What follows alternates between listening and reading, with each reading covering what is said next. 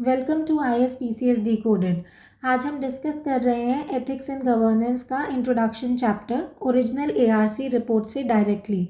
ये chapter UPSC और UPPCS mains के लिए फाउंडेशन सेट करता है। Let's decode it in a simple means ready way.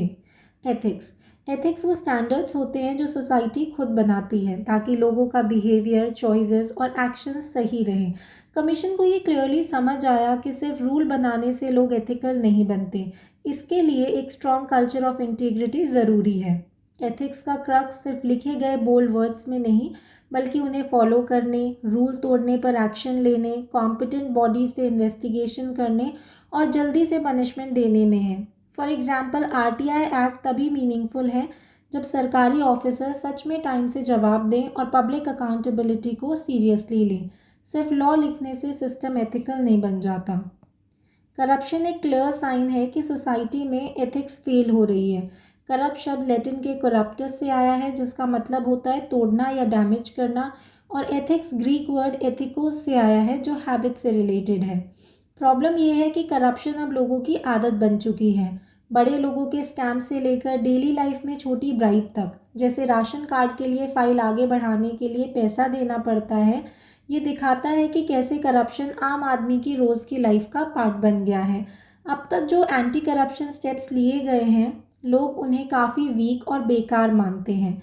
Public को लगता है कि ये सिर्फ दिखावा है जिसमें करप्ट लोगों को एक्चुअली पनिश करने का रियल इंटेंशन ही नहीं होता।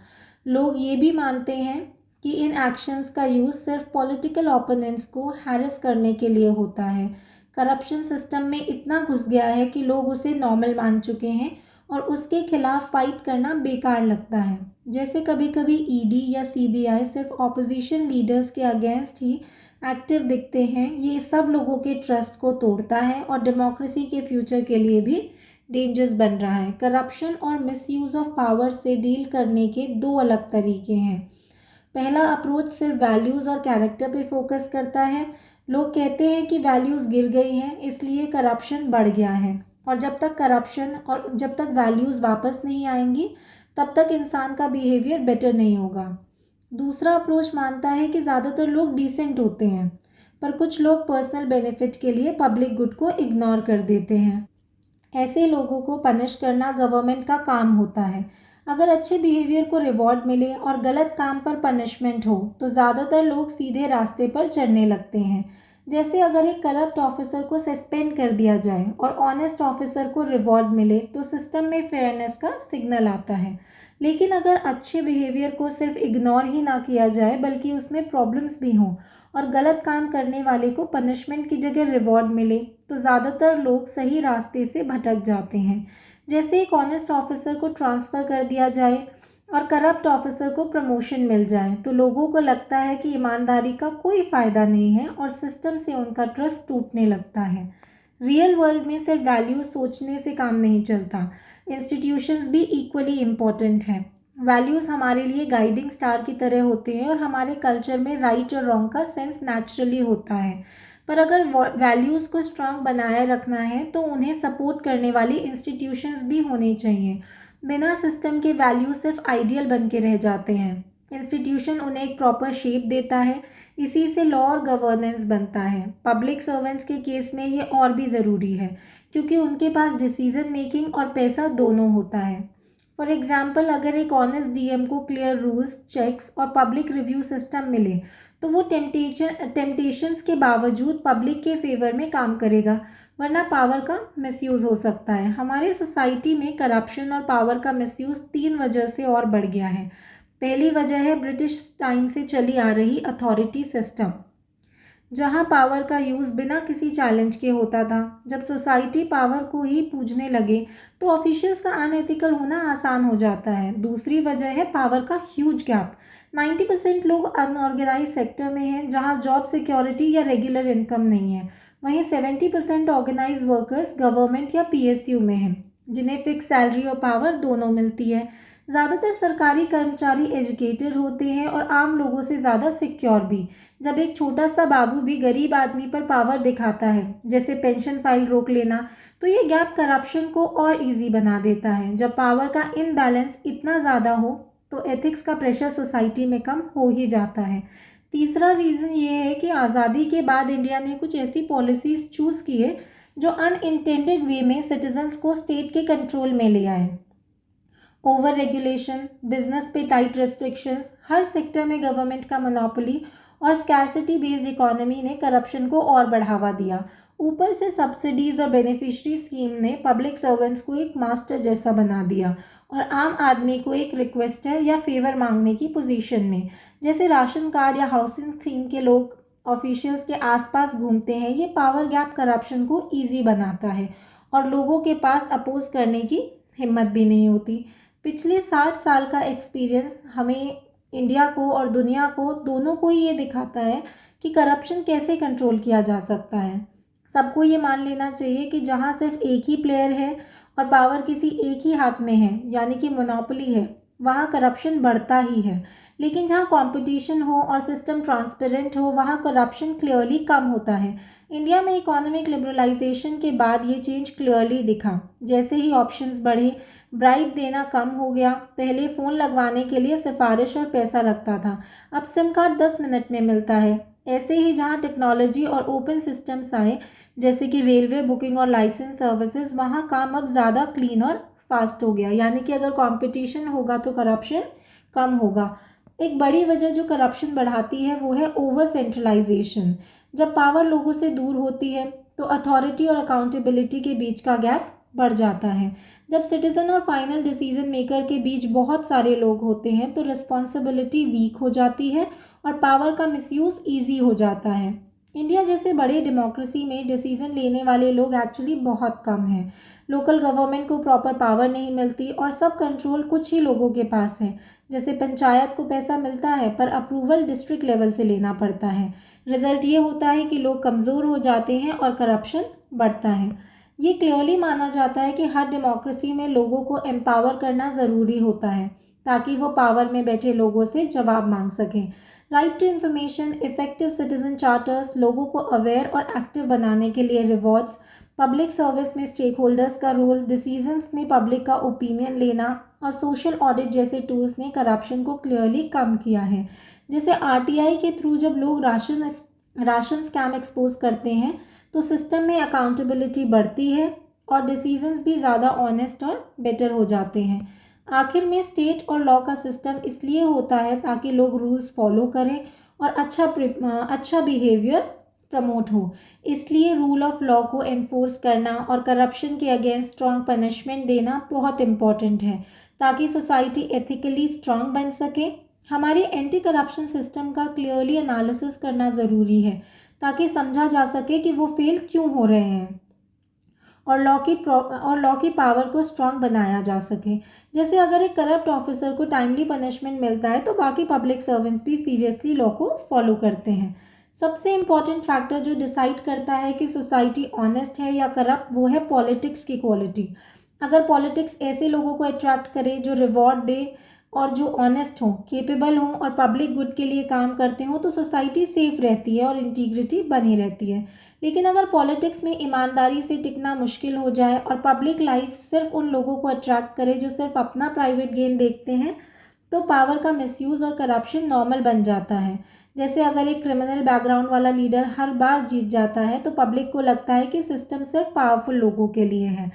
ऐसे पॉलिटिकल कल्चर और क्लाइमेट में अच्छे इनिशिएटिव से भी एक्सपेक्टेड रिजल्ट नहीं मिलते।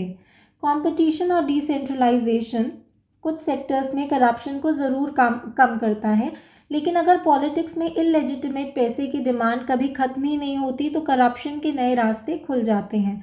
इसका रिजल्ट ये होता है कि करप्शन कुछ एरियाज़ में तो कम होता है पर शिफ्ट हो जाता है उन जगहों पर जहां कंपटीशन पॉसिबल नहीं होता और स्टेट का फुल कंट्रोल होता है। जैसे डिफेंस डील्स में जहां लिमिटेड लोग ही डिसीजन लेते हैं वहां करप्शन चुपके से बढ़ता रहता है। इसलिए लिबरलाइजेशन के साथ साथ पॉलिटिकल और गवर्नेंस रिफॉर्म्स भी चाहिए ताकि पॉलिटिक्स और पब्लिक ऑफिस में एथिकल बिहेवियर प्रमोट हो। हर टाइप का करप्शन गलत है और हमें ज़ीरो टॉलरेंस कल्चर को प्रमोट करना चाहिए। लेकिन कुछ फॉर्म्स ऑफ करप्शन और भी ज़्यादा डेंजरस हैं जिन पे ज़्यादा ध्यान देना ज़रूरी है। ब्राइबरी के ज़्यादातर केसेस में सिटीज़न एक विक्टिम होता है, उसे एक ऐसे सर्विस के लिए ब्राइब देनी पड़ती है जो उसका हक होता है। एक्सपीरियंस ने लोगों को ये सिखा दिया है कि करप्शन एक विशियस साइकिल चलता है और उसके अगेंस्ट जाकर लोग और नुकसान में चले जाते हैं। डीले, हरासमेंट, चांस चला जाना, वक्त और पैसा बर्बाद होना और कभी कभी जान का खतरा भी होता है। ऐसे केसेस में सिटीजन मजबूर हो जाता है और ये कोअर्सिव करप्शन कहलाता है। लेकिन कुछ केसेस में ब्राइब देने वाला और पब्लिक सर्वेंट मिलके प्लानिंग करते हैं। ऐसे कोल्यूसिव करप्शन में दोनों का फ़ायदा होता है। कोअर्सिव में एक का नुकसान हो रहा है, लेकिन कोल्यूसिव में दोनों का फ़ायदा हो रहा है। पर सोसाइटी का बड़ा नुकसान होता है, जैसे फेक टेंडर के थ्रू एक बिल्डर और ऑफिसर मिलके पब्लिक फंड का मिसयूज़ करते हैं और काम या तो अधूरा होता है या क्वालिटी अच्छी नहीं होती।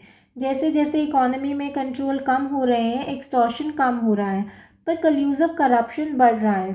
इस ग्रोइंग थ्रेट को रोकने के लिए स्ट्रॉन्ग और इफेक्टिव सिस्टम चाहिए जो डेमोक्रेसी के फाउंडेशन को बचा सके। करप्शन एक ग्लोबल फिनोमेनन है और अब एक सीरियस ग्लोबल कंसर्न भी बन गया है। United nation convention against corruption को यूएन जनरल असेंबली ने 2003 अक्टूबर में अडॉप्ट किया था। ये एक इंटरनेशनल इंस्ट्रूमेंट है करप्शन के खिलाफ। ADBOECD anti corruption action plan, जिसे गवर्नमेंट ऑफ इंडिया ने साइन किया है, एक ब्रॉड अंडरस्टैंडिंग है ताकि इंटर रीजनल कोऑपरेशन के थ्रू करप्शन को प्रिवेंट किया जा सके।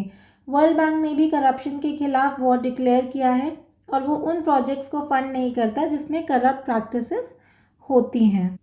जैसे इंडिया के एक हेल्थ प्रोजेक्ट में इरेगुलरिटीज़ दिखने पर वर्ल्ड बैंक ने उसका फंडिंग रोक दिया था। 2006 में सिंगापुर में IMF और वर्ल्ड बैंक की मीटिंग में मेजर फाइनेंशियल इंस्टीट्यूशंस ने मिलकर डिसाइड किया कि वो अपनी एक्टिविटीज़ में फ्रॉड और करप्शन को एक्टिवली कंट्रोल करेंगे।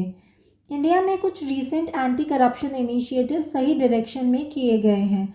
सुप्रीम कोर्ट ने डिसाइड किया है कि जो भी कैंडिडेट इलेक्शन लड़ता है उसे अपनी वेल्थ, एजुकेशन क्वालिफिकेशन और क्रिमिनल रिकॉर्ड की डिटेल नॉमिनेशन के साथ देनी होंगी। राइट टू इन्फॉर्मेशन एक्ट जो रिसेंटली इनैक्ट हुआ है, करप्शन के खिलाफ एक पावरफुल वेपन बन गया है। इंफॉर्मेशन टेक्नोलॉजी, ई-गवर्नेंस और वो प्रोसेस जहां करप्शन ज़्यादा होता है उनमें ऑटोमेशन लाने से करप्शन काफ़ी कम हुआ है। जैसे राजस्थान में ऑनलाइन राशन कार्ड सिस्टम आने के बाद मिडिलमैन का इंटरफेरेंस बहुत कम हो गया। लेकिन अभी भी काफ़ी कुछ ऐसा है जो एग्जिस्टिंग रेगुलेशन के बियॉन्ड करना होगा। इकोनॉमी के अलग अलग सेगमेंट्स में बढ़ती करप्शन ने large scale black money create किया है, serious economic offences, fraud, money laundering को बढ़ावा दिया है, जो आखिर में स्टेट के अगेंस्ट टेररिस्ट एक्टिविटीज़ को भी फंड कर रहा है। ये एक सीरियस सिचुएशन है जिसे स्ट्रिक्टली हैंडल करना पड़ेगा। करप्ट पब्लिक सर्वेंट्स की बेनामी प्रॉपर्टीज़ को फॉरफिट करना होगा और जो एसेट उन्होंने करप्ट प्रैक्टिस से बनाए हैं उन्हें भी।